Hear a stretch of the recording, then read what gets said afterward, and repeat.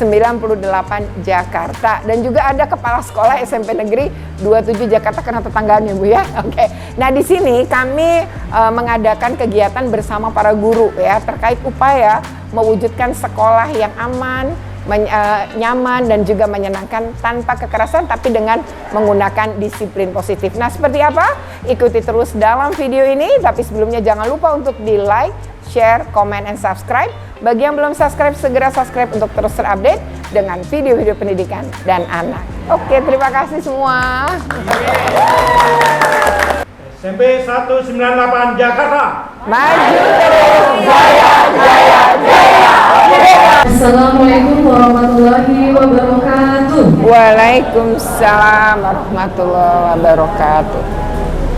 Selamat datang kepada Bapak Ibu guru yang telah hadir di siang hari ini. Selamat datang kepada Ibu Emistiani Grup MPD selaku Kepala Sekolah SMP 198 Jakarta, Bapak Tri yang berhalangan sedang Zoom selaku Kasatlank SMP 198 Jakarta. Selamat datang Bapak Heru selaku Kepala Sekolah SMP MPD 27,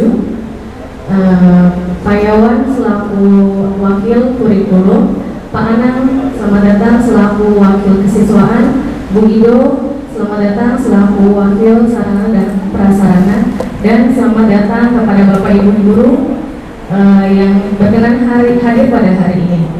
Indonesia Raya merdeka, merdeka, hiduplah Indonesia Raya.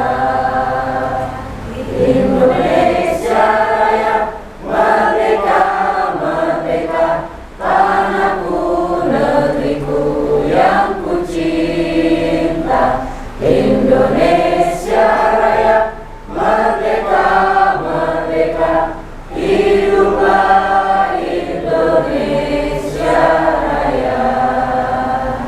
Assalamualaikum warahmatullahi wabarakatuh. Yang terhormat Bapak dan Ibu sekalian, para pimpinan beserta narasumber yang mulia, marilah kita awali kegiatan kita pada kesempatan siang hari ini dengan membacakan doa. Mudah-mudahan semua kegiatan kita dilancarkan oleh Allah Subhanahu wa Ta'ala dan mendapatkan keridhaan dari Allah Subhanahu wa Ta'ala. Dari doa Allah Ta'ala Al-Fatihah. Bismillahirrahmanirrahim. Alhamdulillahirrahmanirrahim. Ar-Rahmanirrahim. Iyyaka na'budu wa iyyaka nasta'in. Ihdinas siratal mustaqim. Siratal ladzina an'amta 'alaihim ghairil maghdubi 'alaihim waladdallin. Bismillahirrahmanirrahim. Allahumma ja'alna Fatihah min suril Fatihah wa bi mujahidil Fatihah wa bi syafa'atil Fatihah wa bi izzatil Fatihah. Ya Fatihah wa tasifan billahi min ma'budu wa firman wa ya dafi'an wa ya dafi'an wa ya dafi'an wa ya rahman wa ya dafi'an wa ya rahim wa bi Allahumma ila subhanaka Allahumma wa ta'ala wa ila salam wa rahmatullahi wa barakatuh. Assalamualaikum warahmatullahi wabarakatuh. Yang saya hormati narasumber kita pada hari ini, Ibu Retno. Yang saya hormati juga Pak Heru, Kepala Sekolah SMP Negeri 1, Kepala Sekolah 27, maaf Pak Lupa. Kepala Sekolah 27, karena saya di apik dua senior saya jadi gitu loh.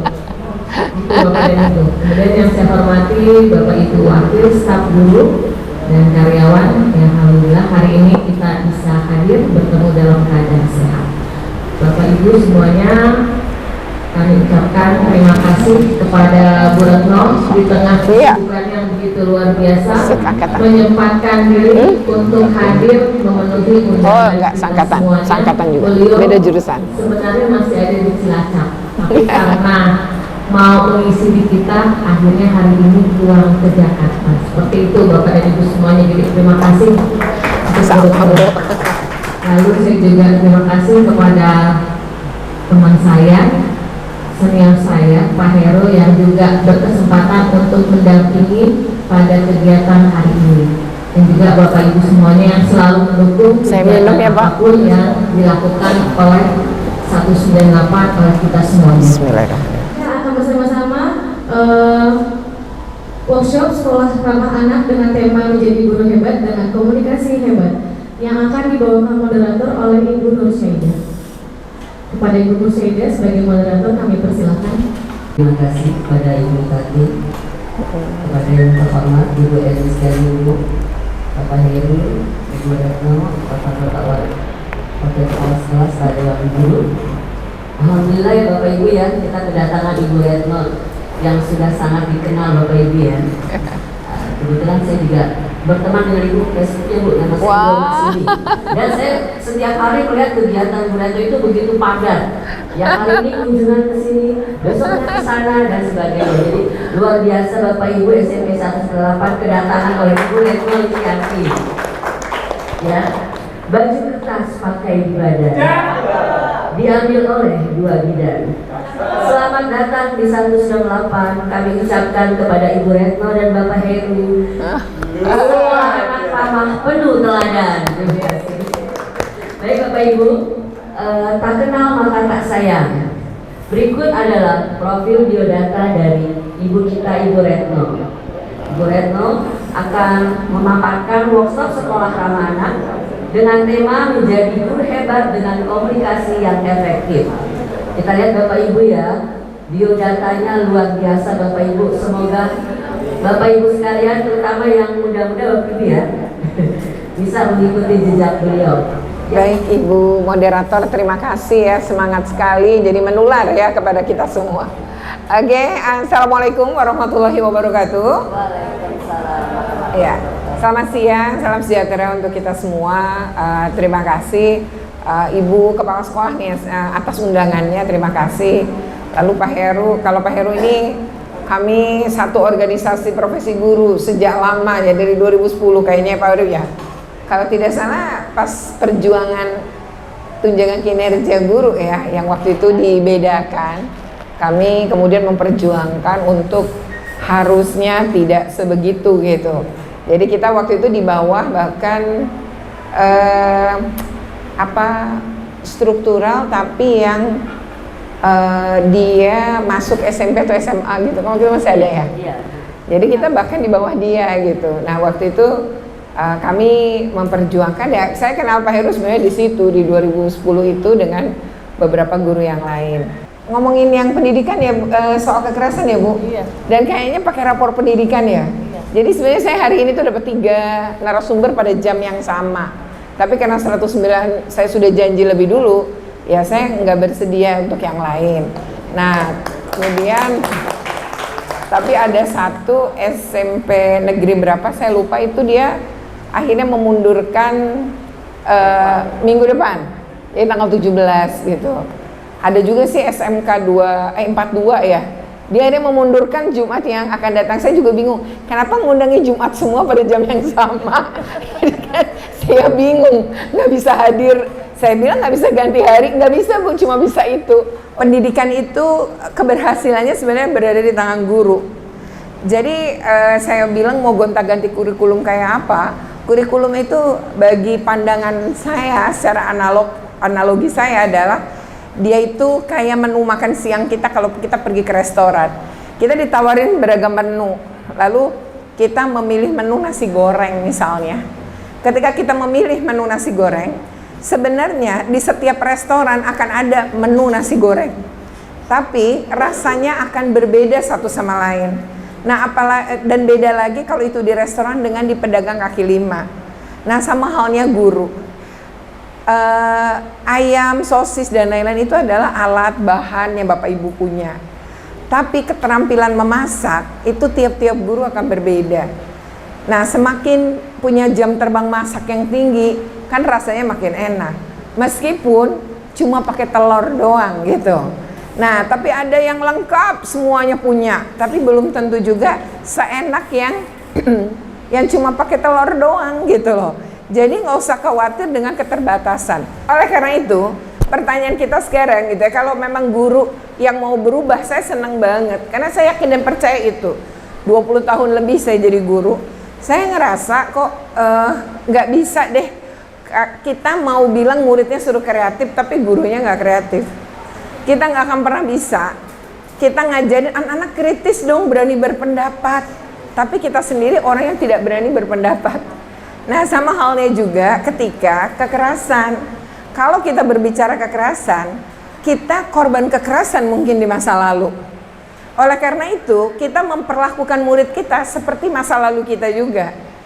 Jadi, kita seringkali juga ngomong bahwa papa mama mukul kamu karena sayang, marahin kamu karena sayang. Padahal Bapak Ibu yang diingat anak-anak bukan sayangnya, tapi rasa sakitnya, rasa perihnya, bukan sayangnya gitu. Jadi sebenarnya kekerasan tuh gak ada gunanya.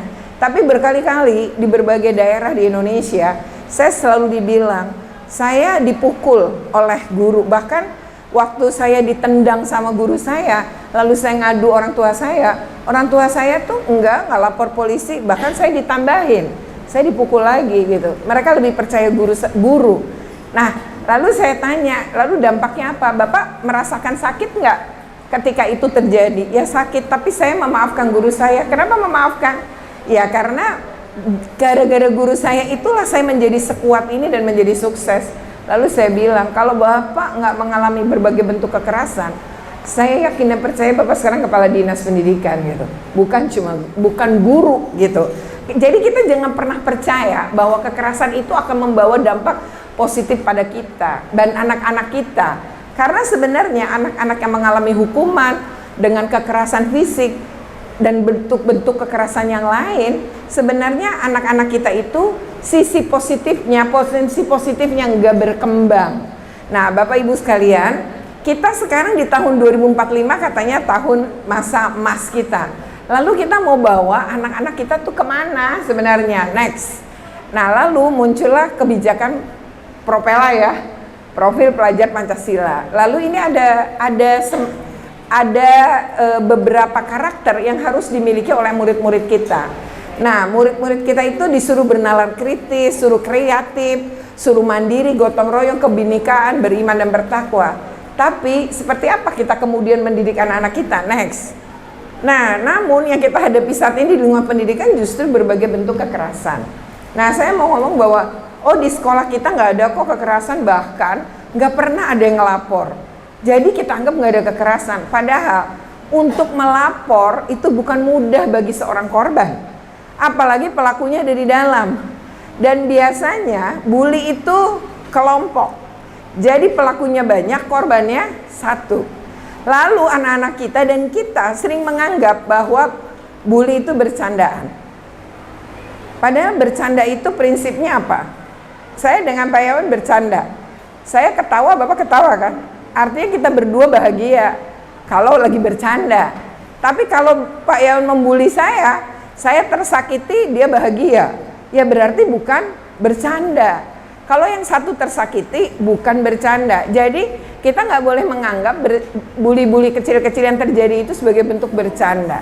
Percayalah pada korban, karena hitungan dia itu bully atau bukan adalah korban. Nah, anak melakukan tindak pidana itu banyak dan korbannya banyak. Saya ceritain tahun 2002 yang saya tangani paling berat. Yang pertama itu adalah, udah saya langsung cerita yang Kota Mobagu. Di Kota Mobagu ini anak SMP semua, pelaku maupun korban usianya 13 tahun. Nah, pada saat itu ini awal mula cyberbullying-nya berasal dari kata-kataan nama orang tua. Kan paling sering tuh. Si korban membalas. Si pelaku merasa, ini kok kurang ajar nih ya si korban. Maka pelaku ngajak teman-temannya 8 orang untuk ngeroyok korban. Pengeroyokan terjadi di belakang sekolah, di tempat ibadah. Jadi ada masjid di belakang sekolah. Jadi agak jauh nih dari ruang guru. Nah, lalu anak ini wudhu, si korban mau masuk mau sholat, udah ada 9 anak yang menunggu.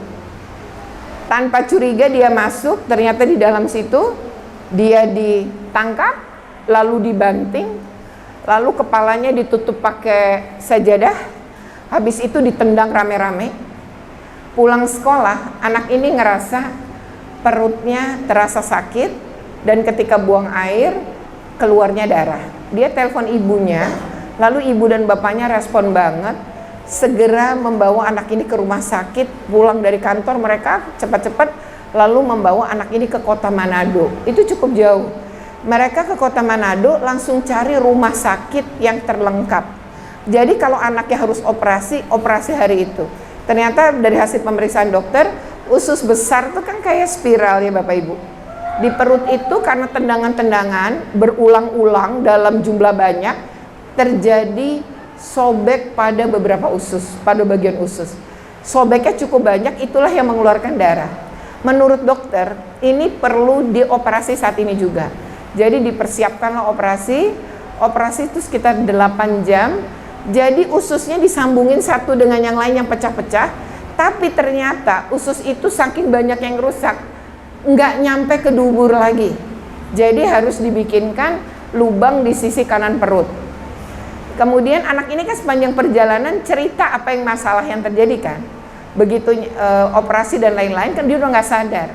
Selesai operasi dia masuk ruang ICU, 24 jam kemudian dia. Nah, lalu ini anak-anak yang umurnya 13 tahun ini bisa nggak dihukum? Bisa. Karena dalam undang-undang sistem peradilan pidana anak tuh bisa dihukum itu di usia 12 ke atas. Karena ini adalah 13, bisa. Anak masuk penjara banyak, makanya ada penjara anak. Namun ya sistem peradilan pidana anak mencoba untuk anak tuh kalau bisa nggak usah dipenjara karena biasanya pengaruhnya lebih buruk.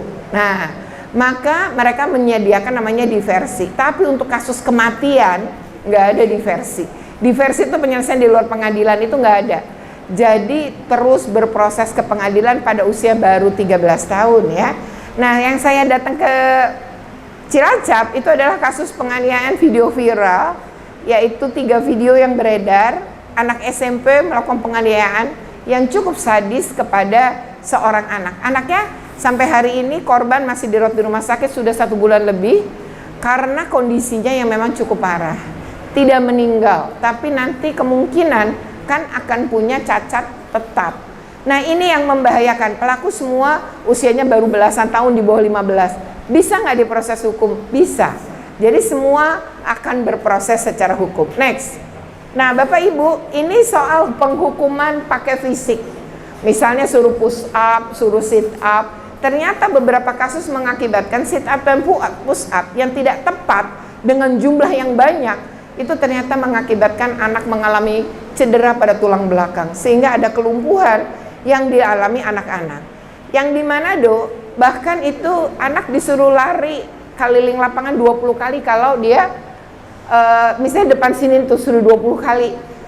Itu aturan sekolah. Tapi yang keempat dia jatuh, pingsan ketika dibawa ke rumah sakit, belum nyampe rumah sakit. Ternyata dia punya lemah jantung. Kan tidak semua, dan dia sendiri nggak tahu keluarganya. Jadi nggak tahu juga anak itu punya penyakit itu. Sekolah juga. Jadi hukuman-hukuman kayak gini harus dihindari yang kedepannya. Berdiskusi dengan anak mengapa dia melakukan. Punya empati dan ngajak anak untuk melihat dampaknya.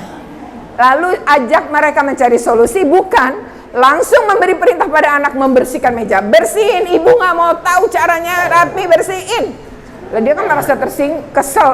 Yang nulis siapa, gue cuma gitu ya, korban. Tapi gurunya ngorbanin lagi. Nah, itu yang barangkali suka kita lakukan tanpa kita sadari. Jadi kalau menjadi guru yang asik, sekarang itu harus jadi teman bagi anak-anak kita. Karena mereka justru butuh teman.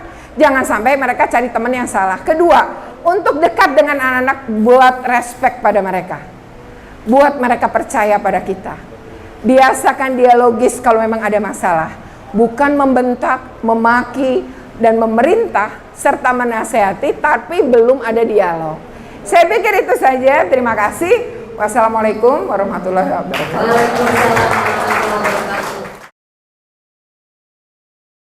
Terima kasih atas kehadiran Ibu Retno di SMP 198. Saya Pak Tonggo, ngajar mata pelajaran PJOK.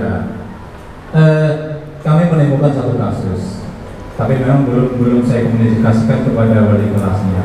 Ada seorang anak tidak naik kelas dan mengulang di kelas 7. Nah, suatu ketika karena saya lihat selama di kelas 7 pun tidak ada perubahan, suatu ketika saya ajak makan bakso di kantin karena bolak-balik keluar dari kelas. saya lagi jam kosong. Nah, saya ajak diskusi.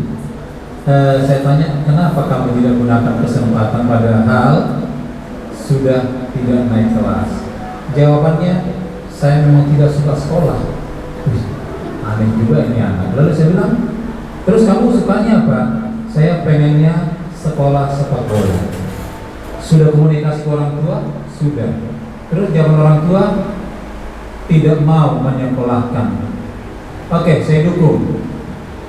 Saya bilang mau saya daftarkan di sekolah sepak bola. Kan saya nggak ada biaya, Pak. Saya siap membiayai. Nanti saya nggak ada ongkos. Saya juga siap mengongkosi. Gitu. Bahkan dia cari dalih tidak punya perlengkapan segala macam. Lalu saya bilang semua akan saya penuhi. Yang penting Bapak pengen melihat kamu berhasil. Tetapi dengan berbagai dalih dan alasannya takut tidak kesampaian nanti sekolah sepak bolanya, takut tidak izin dari orang tuanya. Oke, saya datang ke rumah atau orang tuamu datang ke sekolah. Tapi semua dilakukan dengan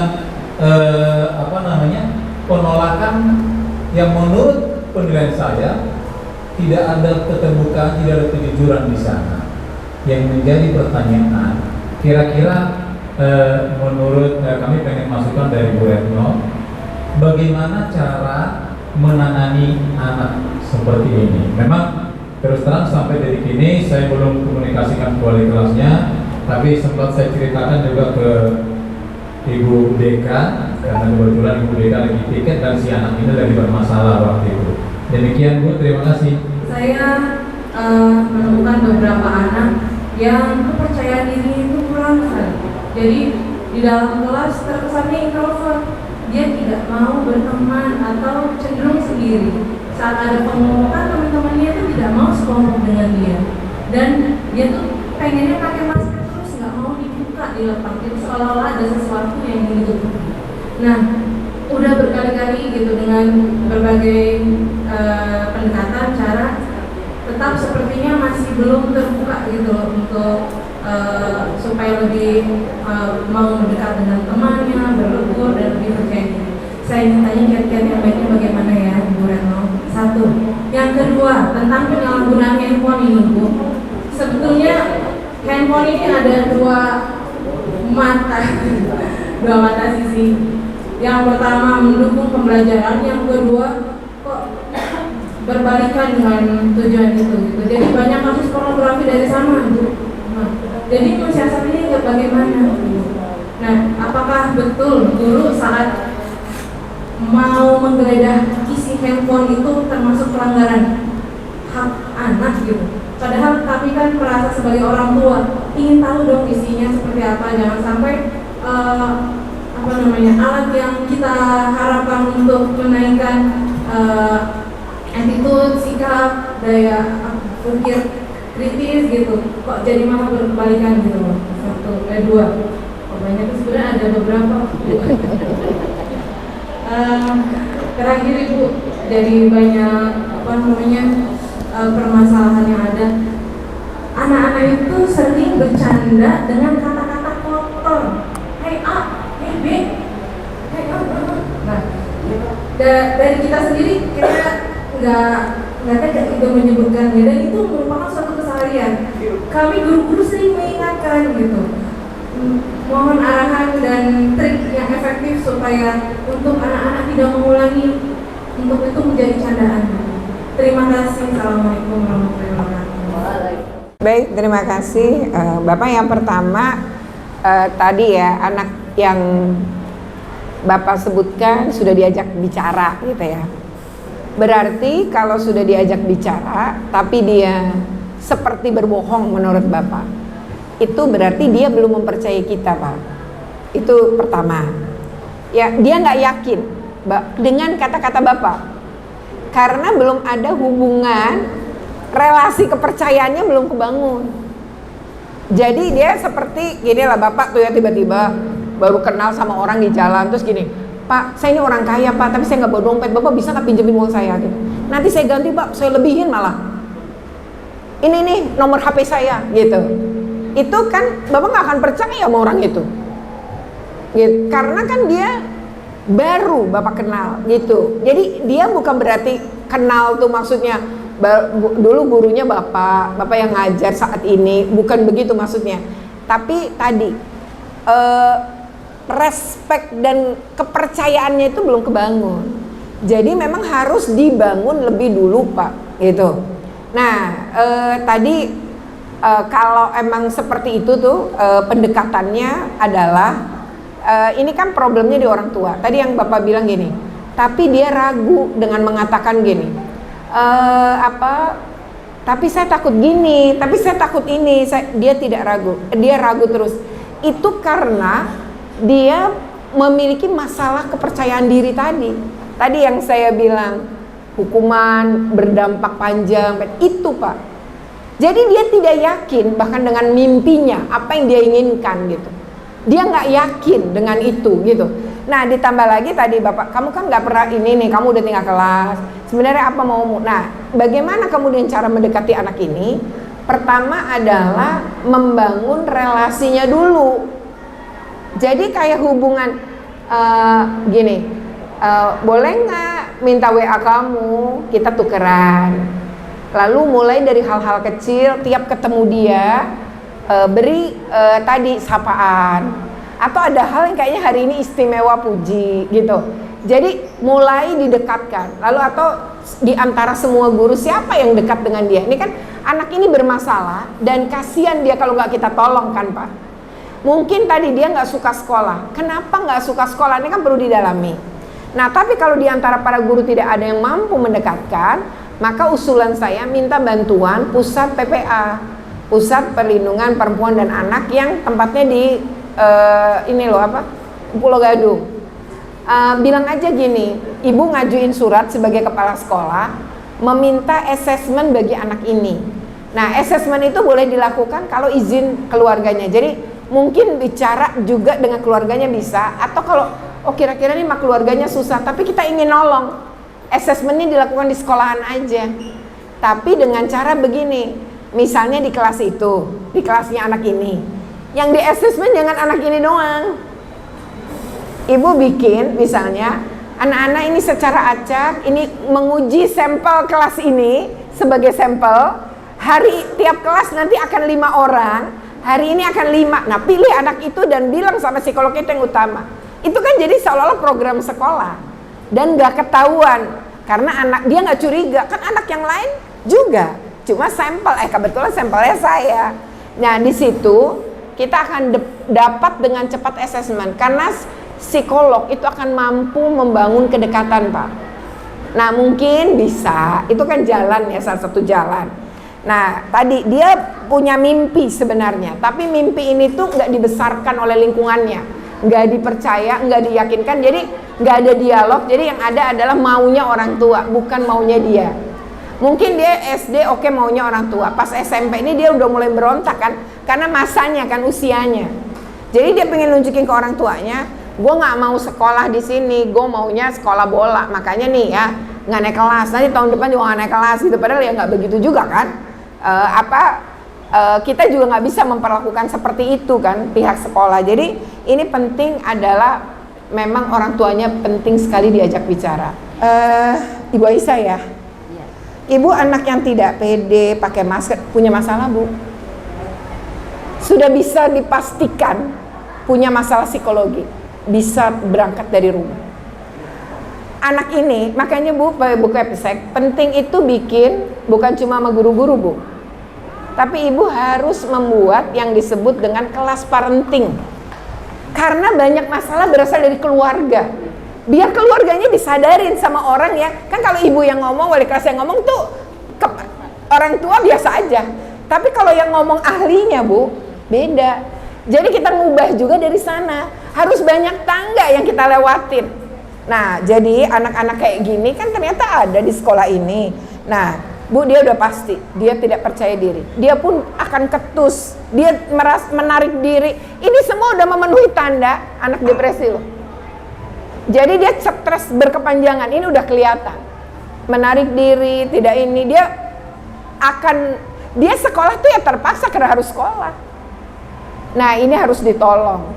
Jadi saya pikir bagaimana kiatnya kalau memang kita bisa melakukan pendekatan untuk percaya, dia percaya, silakan, tapi butuh kesabaran memang. Nah, kalau tidak mungkin bisa meminta bantuan ahli juga dalam hal ini. Kalau ada tim PPK di sini, tim PPK bisa bikin rujukan surat kepada Sudin PPAPP Jakarta Timur atau ke Pusat PPA DKI Jakarta. Yang kedua, bahaya gadget. Betul, Bu. Bahaya gadget ini begini. Saya mau tahu, sekolah ini melarang nggak anak bawa gadget? Tidak. Sebenarnya nggak larang, nggak masalah. Tapi Bapak Ibu, mari kita samakan persepsi dengan orang tua untuk mengurangi anak-anak kita ini bersentuhan dengan gadget setidaknya selama belajar di rumah, belajar di sekolah. Karena di rumah udah nggak kekontrol, tapi sekolah tuh bisa melakukan sistem itu. Saya pernah melakukan ketika saya jadi kepala SMA 76, saya itu beli locker. Anak tuh bukan nggak boleh, anak boleh.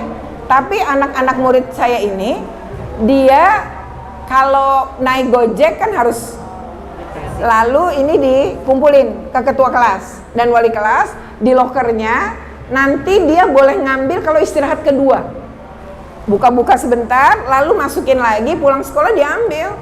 Artinya bukan ngelarang menggunakan, tapi mengatur di sekolah nggak boleh pakai karena mengganggu konsentrasi. Bahaya gadget tuh gila, selain radiasi ya tadi bahaya pornografi yang Ibu katakan.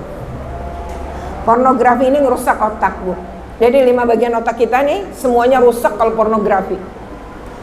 Itu otak kita tuh kan ada yang berpikir, ada yang kompromi, ada kan otak tuh macam-macam fungsi. Nah, ini fungsinya rusak semua. Nanti dia kalau dirawat di rumah sakit harus ke rumah sakit jiwa, harus dengan psikiater. Dan saya itu udah ke 2 rumah sakit jiwa untuk tahu tuh, kayak Jakarta ini Grogol sama satu lagi Lido. Itu mereka punya bangsal anak tuh 200 kecanduan gadget. Jadi di sana itu dokternya bilang sama saya, dulu kami nggak punya bangsal anak di rumah sakit jiwa ini.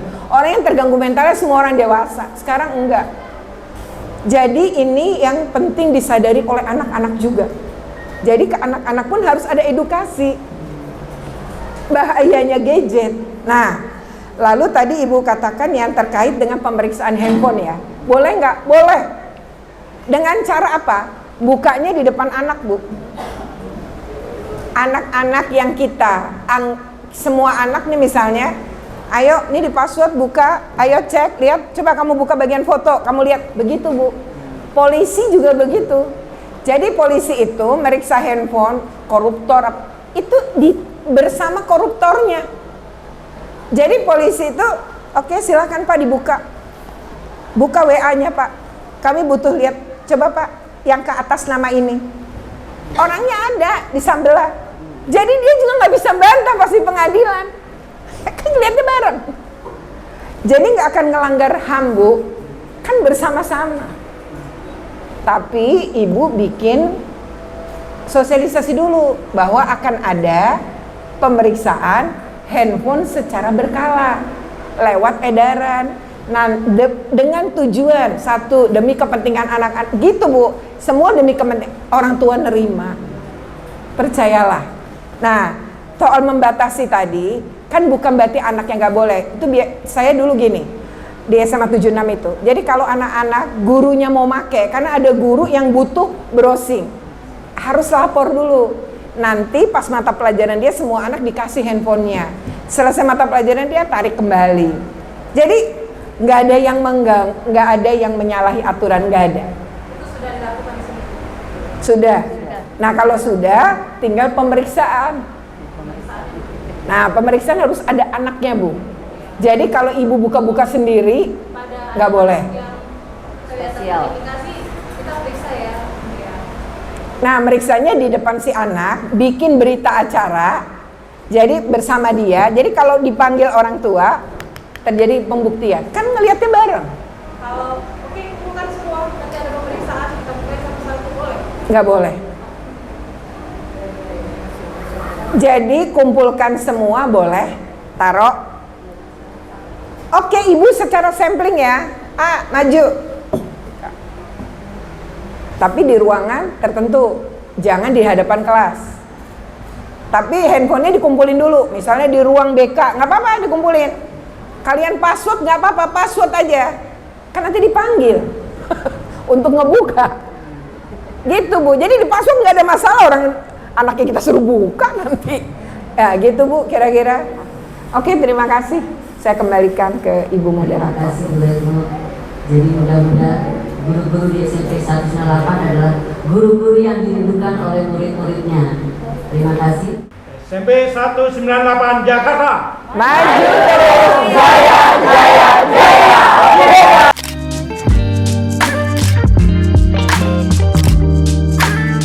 Oke ya, demikian video ini yang kegiatan dengan teman-teman guru ya, dan juga dihadiri oleh kepala sekolah di SMP Negeri 198 Jakarta. Semoga ini bisa ya, benar-benar niat mereka mewujudkan sekolah ramah anak. Tentu harus ada beberapa langkah ya untuk memahami disiplin positif itu seperti apa. Namun niat baik untuk mewujudkan sekolah yang aman, nyaman dan menyenangkan itu sudah dilakukan. Kita perlu mengapresiasi. Oke, demikian video ini, semoga bermanfaat. Jika bermanfaat jangan lupa untuk di like, share, komen, dan subscribe. Bagi yang belum subscribe, segera subscribe untuk terus terupdate dengan video-video pendidikan dan anak. Oke, terima kasih. Wassalamualaikum.